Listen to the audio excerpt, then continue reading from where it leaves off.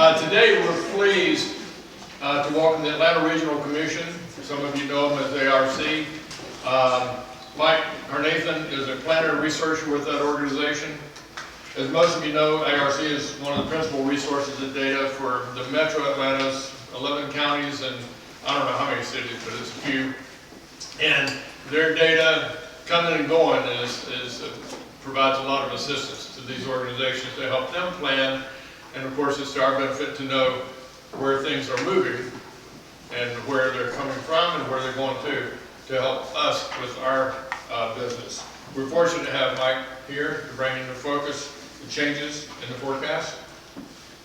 Mike. Thanks, Jim. Thanks.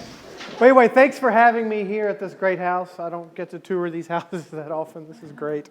Anyway, my name is Mike Carnathan. I'm in the Research and Analytics Division with the Atlanta Regional Commission, and we compile data on just all sorts of things. And so Jim asked me to come and just give you sort of a brief, broad overview of some of the trends that are occurring in the Atlanta region, both with just your basic demographics, socioeconomics, and we'll also touch a little bit on the housing market. Let's see if this is going to work. There we go. So partly on the ceiling there, you'll see that metropolitan Atlanta for the last 20 years, as everyone knows, has been one of the fastest growing places in the nation. Over the last decade, it was only one of 3 metropolitan areas to add more than 1 million people. But now the recession sort of changed that, so we sort of reset that. But now what we're seeing is metropolitan Atlanta's growth picking up again. So we're not necessarily in the top 5 of growth, but we're in the top 7 of growth. And you'll see here we are right here. And the blues represent those metros that added the most population. Yep, there we are. Wow. Cool. I know, wasn't that cool? Keep you all awake a little bit? This is a different way. We at ARC love making maps, and we love making goofy maps. And this is one of our goofy maps that we like to make. This is sort of a 3D rendition of the Southeast. Whereas the taller the areas are, that's the more population that you add. So you'll see here we are right here. That really, really tall one is Gwinnett County. And you'll see throughout the Southeast, the areas that added the most population are in metropolitan areas. And so you've heard probably or read somewhere about how metropolitan areas are gaining population. This is very much true in the Southeast. Really the only areas that did add population in the Southeast are in metropolitan areas. And that's also true for the state. You can't quite see this, but here's metropolitan Atlanta. And then the rest of the areas that are extruding upwards are like places like Columbus, Augusta, Macon, Albany, things like that. Oh, Jim's got it. There we go. Perfect.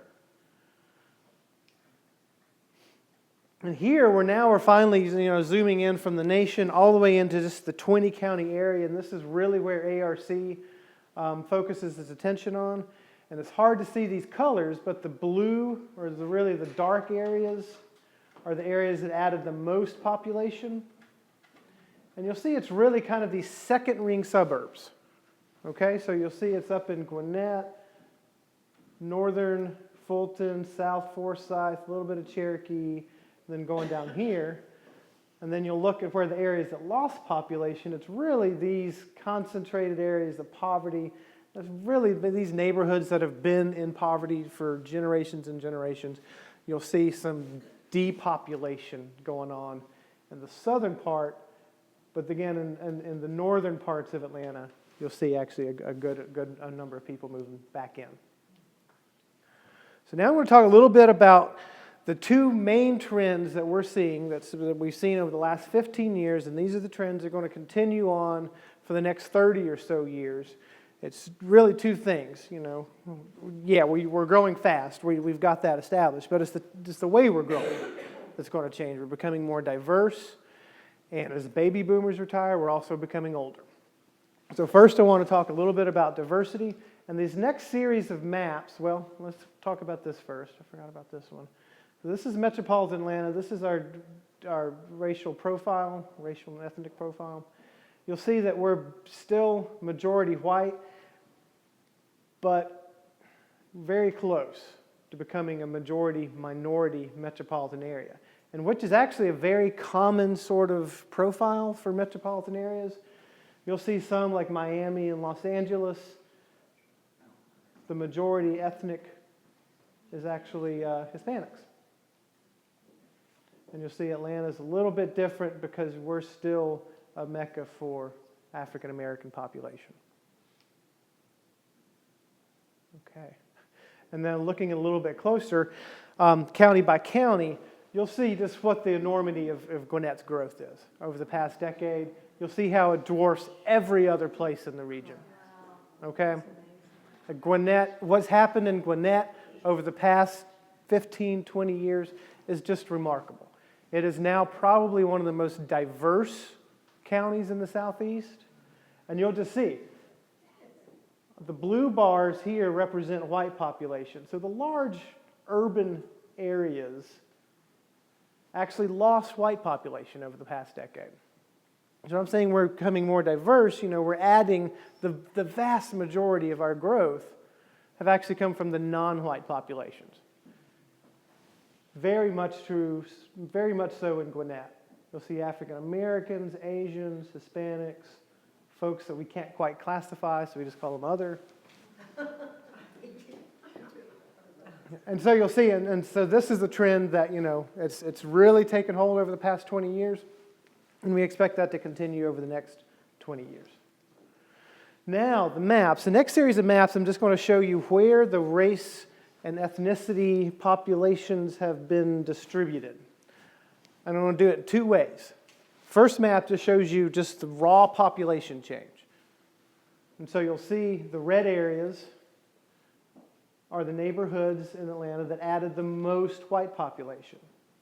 Okay, this is just raw numbers. Now the next one is actually going to look at neighborhood composition. So, you start with a percentage of white population. Say that percentage is 50%. The next map is going to see which of those neighborhoods increased that composition from, say, 50% to 60%. It's a little bit different way to look at it. So let's take a look. So this is the raw population change. And these are the neighborhoods that increase their composition. So again, when we say that the white, that we're growing from non-white populations, this is what I mean. This is the only area in the entire region that actually had neighborhoods become more white. Okay? Does that make sense? Does that distinction make sense? Huh? It's nothing. It's supposed to be a transparency, but since everything is a little kind of gray, you can't really quite see it. So the blues would represent areas that became less white. But see, you'll see even on the previous one, which I don't know if I can go back to, but the previous one, these areas actually added white population, but they added more non-white. So that's why they became less white. And that's a terrible, I'm a demographer, I should come up with a better way to say that. And so you'll see right here, it's really the in-town neighborhoods, gentrification. We've all been hearing about, some of the gentrifying neighborhoods in town. And that's what this really the profile of gentrification is. And so now we're going to look at the African American population. Again, reds represent just the raw change. And a lot of that, those first ring suburbs that lost overall population are actually gaining African American population. What do you mean by raw change? Just like, so you start with 100, you add 100, and that's 200. So that's just the raw change. Just the numbers of people.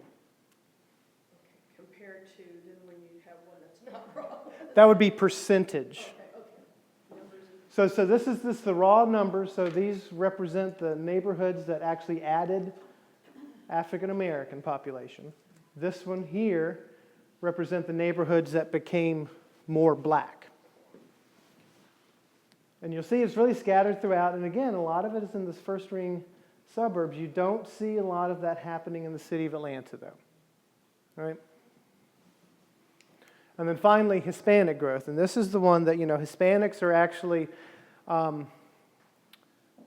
the largest, minority group now. They surpass blacks in the nation. Not quite yet in Atlanta, but overall in the nation, there are more Hispanics than there are African Americans. But this is where they, and you know, it's really hyper concentrated up in this corridor north into Gwinnett. Again, these are raw numbers.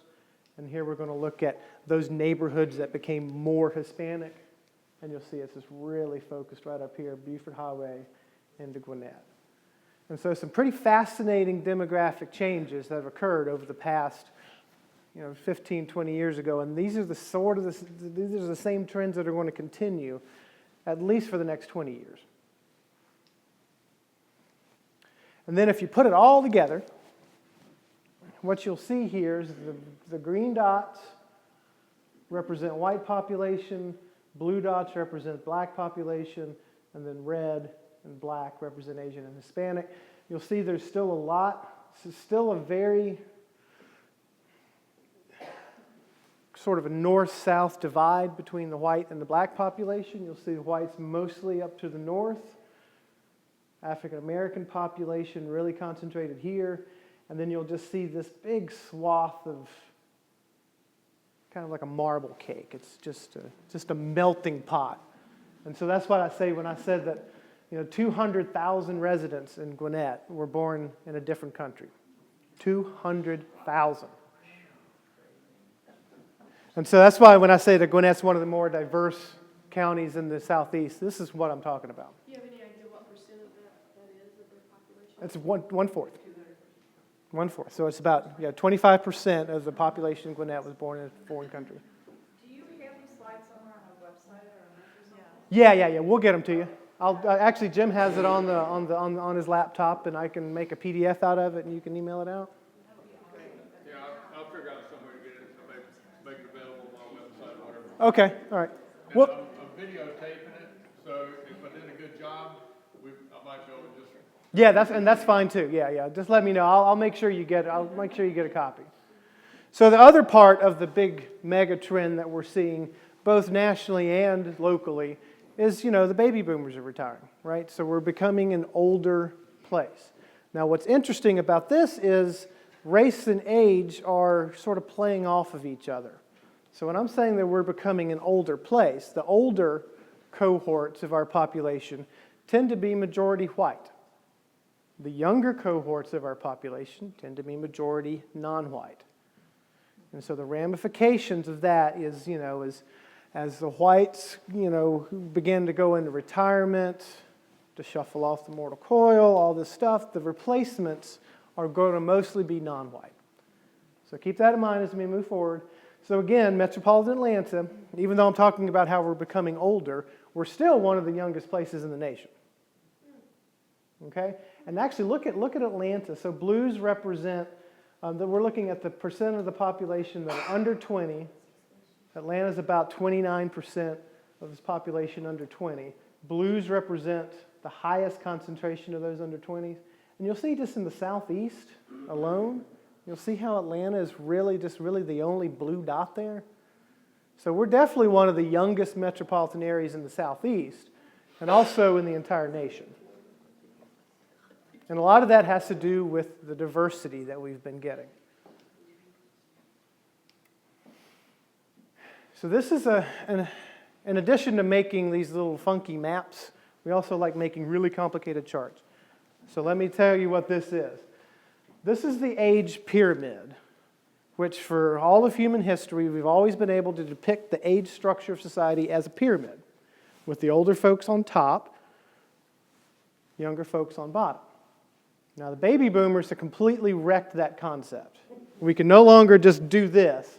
Now we have this, I don't even know what to call this thing.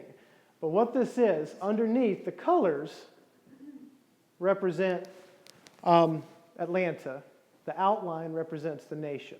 Again, just illustrating the point that Atlanta, metropolitan Atlanta, is a young place. What these bars right here represent are the Gen X. So Atlanta has a greater share of its population in this Gen X range than does the nation. These bars here represent the baby boom generation. And so the nation actually has more, relative speaking, baby boomers than does metropolitan Atlanta. But then you come down here and you can't quite see it well enough, but you'll see this younger population, this younger cohort. We don't even have a name for them yet, so this is like before millennials.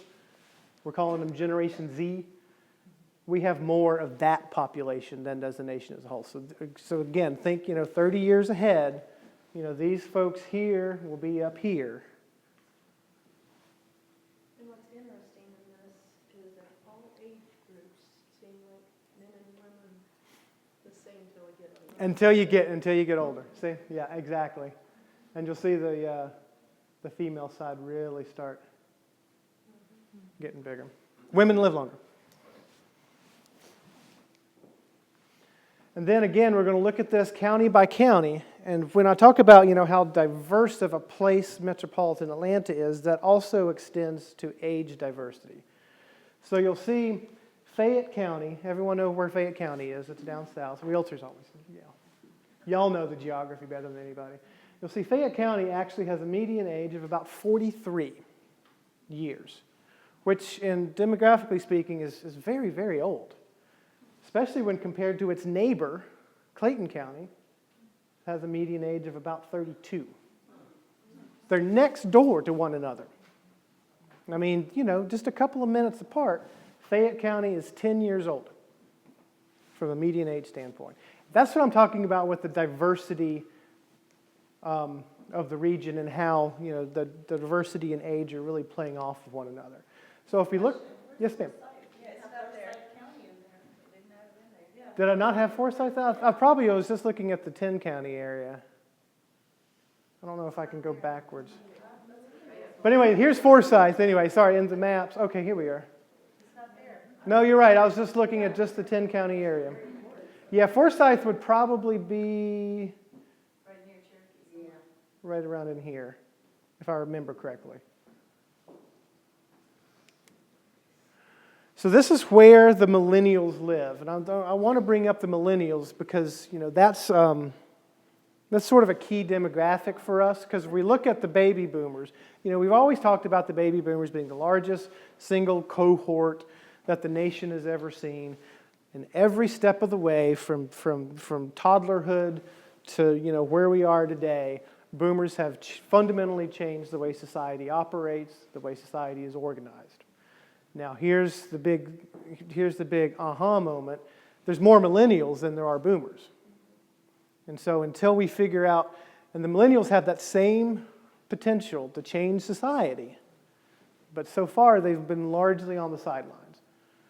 And so this is where, again, the reds and the oranges, this is where millennials are mostly concentrated. A lot of this has to do with colleges. So you see Georgia Tech, Georgia Tech, Georgia State, KSU, Emory, West Georgia. So these are the areas that millennials are choosing to live today. The next map kind of shows you where the baby boomers live in relation to Generation X. And the baby boomers, again, there's down in Fayette, East Cobb, and this little area in Gwinnett. And then finally, just looking at the overall distribution of age, it looks pretty similar to that overall distribution of race map. Because what you'll see is the red areas represent, whoops, Jim, could you go back? I'm sorry. I hit the wrong button. You'll see the areas in red represent the oldest neighborhoods. The areas in blue represent the youngest neighborhoods. And again, Gwinnett County, you'll see they have some of the oldest neighborhoods and some of the youngest neighborhoods. But overall, you'll see the East Cobb area, some of the Forsyth, some of the retirement communities up near Lake Lanier, having being a little bit older. Any questions about demographics and diversity and age? So we're going to move on to socioeconomics, okay? So once again, I've talked about how, Atlanta's, adding a lot of population, about how we're one of the youngest places in the nation. We're also one of the leaders in the nation in job growth. Again, blues represent the most jobs added over the past year. So this is from 2013 to 2014. And there we are. Again, If you compare us to the rest of the Southeast, we're really the only dark blue dot there. So again, we're still kind of own the Southeast in terms of an economic powerhouse. Job postings are on the upswing. This is just looking at metropolitan Atlanta, and these are just job postings. So these are companies posting a job for, for somebody to fill. We'll see that we're actually have our growth rate is about double that of the nation. Now, in terms of how we're going to change, a lot of this is driven by demographics. So this is what our economy looked like in 1990. Retail, trade, manufacturing. All right, goods producing sectors. Now, the next bar is going to be the growth that we've had from 1990 to 2013. And now you'll see the healthcare and social assistance. Retail trade is still the largest sector, but you'll see healthcare and social assistance really made up ground, as did professional and technical services, very high-paying jobs, and manufacturing actually lost jobs, right? That trend has been happening since the 70s.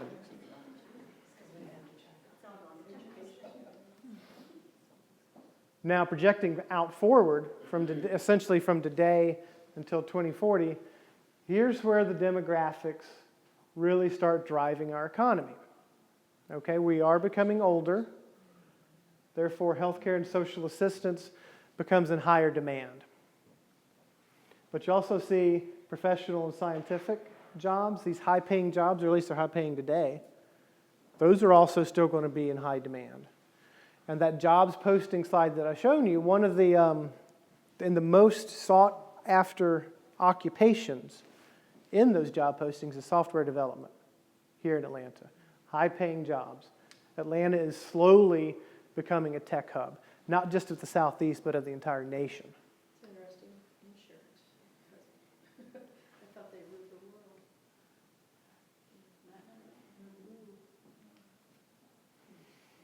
Now, what I've said about the economy in general is that it's been very, very good. There's still some challenges. There's still some underlying challenges that we have.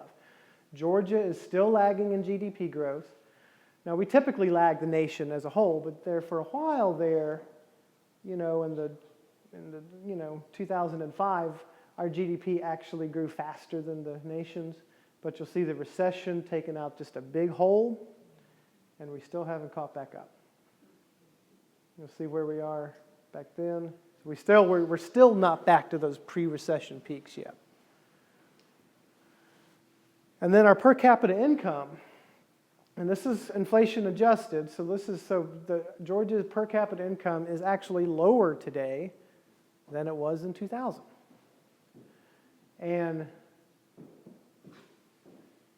compared to the nation's growth, this isn't just this isn't a macro level trend. This is happening just in Georgia and a few other states. So yes, ma'am. What do you attribute that with all your studies? Is it the sectors that we've lost? Yeah, I think a lot of it has to do with. You've heard about the income inequality. So there is a kind of a hollowing out of those middle class jobs. Manufacturing was a big part of that. Manufacturing was an important sector that kept kind of the middle class, girded. Those types of jobs have been, either automated, sent somewhere else, and now we have, an economy where you have a lot of high-paying jobs and a lot of low-paying jobs, not a lot in the middle. So a lot of that has to do with that. And in metropolitan areas, that's even more exaggerated. Okay, so now we're going to look at the housing market again, mostly good news. This is looking at metropolitan Atlanta prices just overall compared to some of the largest metropolitan areas. And we're comparing this to the pre-recession peak. Now, metropolitan areas had different pre-recession peaks. Ours was, I believe, June of 2007. So we're still, overall, about 13% lower than our pre-recession peak. But most of these other areas are doing a lot worse. right? Only Denver and Dallas are actually now trading higher today than they were pre-recession. So it's bad, but it could be a lot worse. And you'll see, compared to the largest 10 metropolitan areas, Atlanta's in blue, you'll see like for the past couple of years, our growth in home prices have been a lot higher than the average of those 10 metropolitan areas. See Atlanta's in blue? We came back down a little bit earlier in this year. But again, this is year over year change. And part of the problem, and you guys feel this more than anybody else, is just the lack of new supply. So these are building permits. So in the early 2000s, metropolitan Atlanta led the nation in number of units permitted, each and every year. Actually, they led it for each and every year for about 14 years, going back to like 1995. And you'll see the recession hit, and then it just cliff dove. You'll see finally, so for 5 years, we were essentially adding no new product, right? You guys know that better than I do. I'm just looking at the chart, but I know you guys actually felt it and lived it. We're finally beginning to get, some new supply introduced to the market, but it's still not at these levels. And so we like to look at actually where building is occurring. So these are building permits that were issued in 2014. And this is just through July. We haven't run the numbers yet. We haven't gotten the numbers yet through August. But you'll see not a lot of activity occurring south. And I know you guys are mostly focused up in here. So a lot of the activity is still focused up here. But look right around in the city of Atlanta and Buckhead, Decatur. So, we've heard about, this resurgence of in-town neighborhoods, and at least the data about where and this is just single-family permits, so this doesn't even include the multi-family units. At least these data support that, yes, there is more building occurring in these in-town neighborhoods. But overall, if you look at the region as a whole, it's mostly going north, not a lot down south. Now, top zip codes, and this is according to Zillow, so we looked at the Zillow. I know Zillow data isn't the best data out there, but I'm actually looking at the actual sales price, not their Zestimate. So, and their home sales data, actual home sales data is not bad, but their Zestimate data, I agree, is ridiculous. But anyway, according to Zillow, and this is a 2-year average, so I've really tried, I'm working with the Zillow data, and I'm trying to make it as good as I can by including lots and lots of samples so I don't get it skewed. So this is for the 2-year period, looking at each month, of the zip codes that had the highest average home sale price. Here's I-20. I didn't even really need to make the full 20-county map, because there's nothing below 20.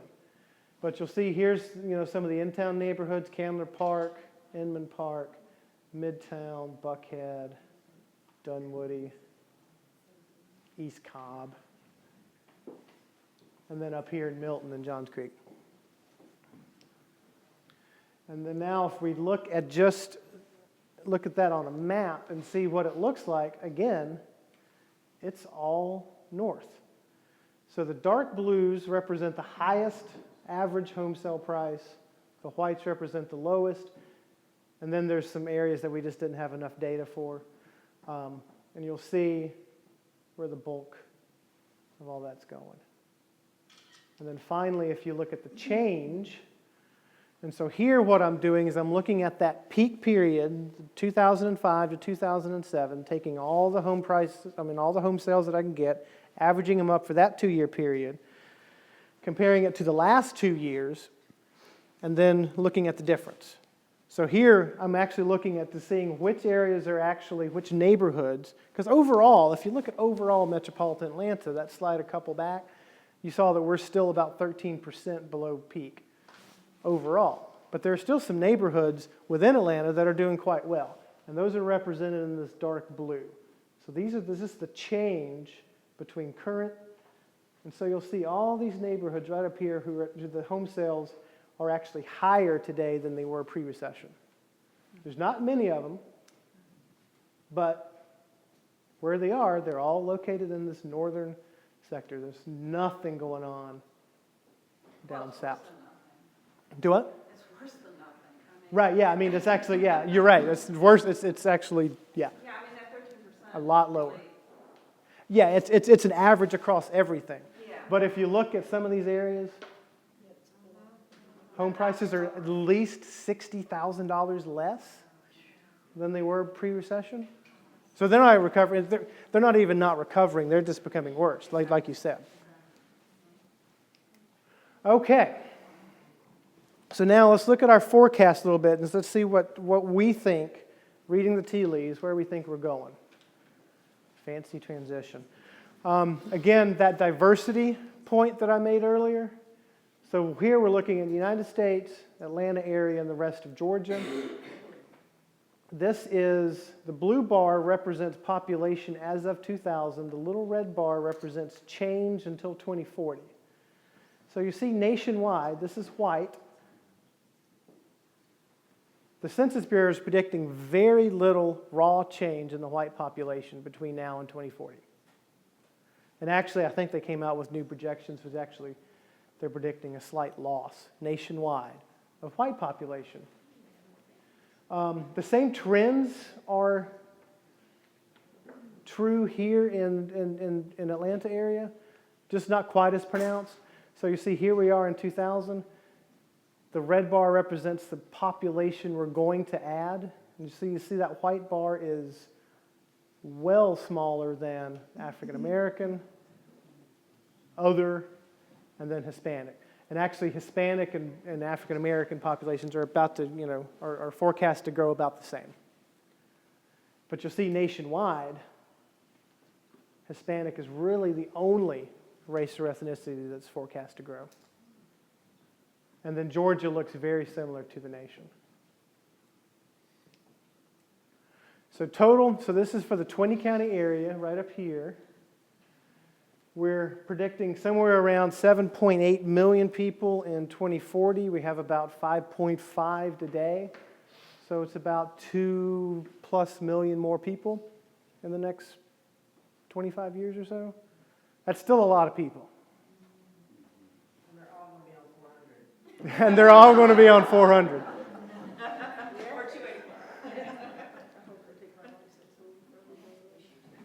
And now I just want to talk a little bit, go back to that aging issue.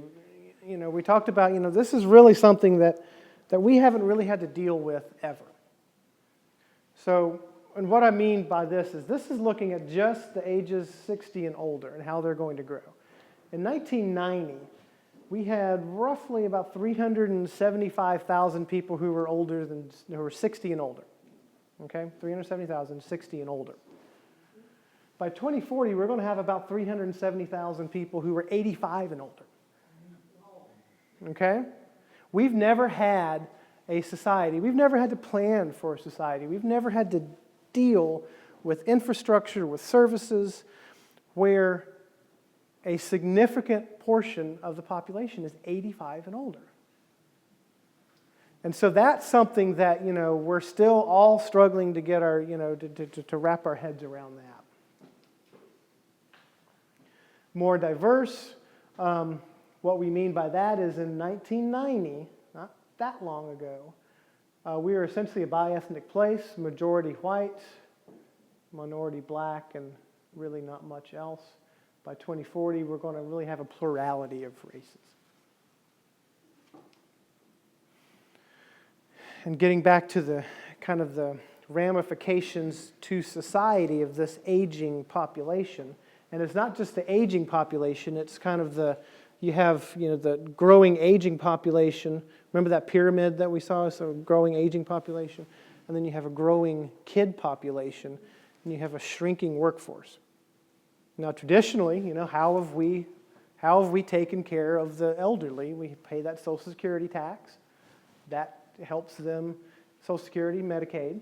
Workers, you need workers to fund that program. How do we take care of our kids in education traditionally? Paying property taxes. You need a job to pay those property taxes. That part of the pie is shrinking. And so when we say about, these ramifications, these big things that we have to tackle, that's what I'm talking about. Because the way that we traditionally organize society is sort of breaking down. The working class is getting squeezed. Now let's get back to the millennials. Because what we don't know is how the millennials are going to behave. Right? They haven't really entered the job market. They really haven't entered the car market or the home buying market yet. They're still not quite of age. Now, there's some real estate economists that are pegging like 2018 to 2022 as really critical years for the millennials, because that's when they reach, your traditional home buying age of, around 30, 32, 35. Until then, we just really don't know what they're going to do. Now, we know that younger folks are in terms of wage stagnation, a lot of that wage stagnation is happening at the younger ages. So we know that that's part of the reason that they're sitting on the sidelines, is because they can't really get into the game. But, again, you have your baby boomers, about 80 million. You have your Gen Y or millennials or whatever you want to call them, 85 million. So as they age, they have the potential to disrupt a lot of what we have going on today, for the good or bad. So now, here's one of our maps that we like to show where we think the population is going to go. Blues represent the highest population added. You'll see a lot of it right up in here. And a lot of you work in North Fulton.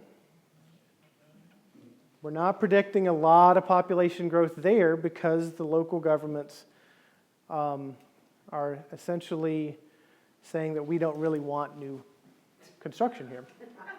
Right? Have you felt that? So there's a lot of old apartment buildings here. Now, the plans of the local governments and their future land use plans, that's how we reduce our forecasts. It's part art, it's part science. A lot of it is just talking to local planners, looking at their future land use maps and saying, hey, what do you predict going on here? And these guys here, even though this is where the jobs are, what they're saying is that these older apartment buildings, we're going to let them just deteriorate, we're going to tear them down, and we're not going to replace them with new apartments. We're going to replace them with single-family homes. And so that's why we don't see a lot of the population growth here, but instead you'll see it moving a little bit further north. Right?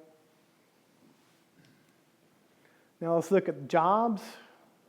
We have, by 2040, we're predicting about 4.8 million jobs. Today, we have, where are we? We have about 3.2 million. So again, 1.6 million jobs. Pretty good job growth. Here's that sector chart again, just to remind you of where we think these jobs are going to go. And then in terms spatially of where we think these jobs are going to go, again, really tracking up 400. Now see, 50 years ago, pretty much all the jobs were right in here. And what we've seen just year after year is jobs keep moving on up. And so jobs people like to live as close to their jobs as possible, so you'll still see a lot of demand for housing going up in this area. But as I said, that North Fulton corridor, there's not going to be a lot of new supply of housing going in those areas. So you'll see most of your demand right up in here. What's the reason for North Hall or Middle Hall County? Well, Hall County is kind of a weird exception to this because they're kind of a self-sustained economy. Yeah. So Gainesville is, there's not a lot of, the way that the Census Bureau and other agencies define a metropolitan area is just really just how the economics are being traded within and without. And so they kind of draw a boundary. It's like, okay, most of the economic activity occurs within this boundary. And then we call that metropolitan Atlanta. Hall County is its own metropolitan area. And so a lot of the economic activity that occurs in Hall County stays within Hall County. There's not a lot of back and forth there. So that's why you see a lot of, they have to sustain their own job base. That's why that's happening right there. Okay, my other question was gonna be then, are we anticipating new employment, new industries? Or like, for instance, is Gwinnett just like healthcare? Mhm. Who's gonna grow there, stuff that's Right. already there? Stuff that's already there is going to grow more. So you'll see a lot more healthcare, where, before we didn't really need to have these big healthcare campuses and things like that. Now we do. And as soon as you start building new hospitals and new healthcare facilities, you have all sorts of offshoots of that. Health IT is big in metropolitan Atlanta too. Yeah, And so you have all these supporting industries moving in there. electronic documentation.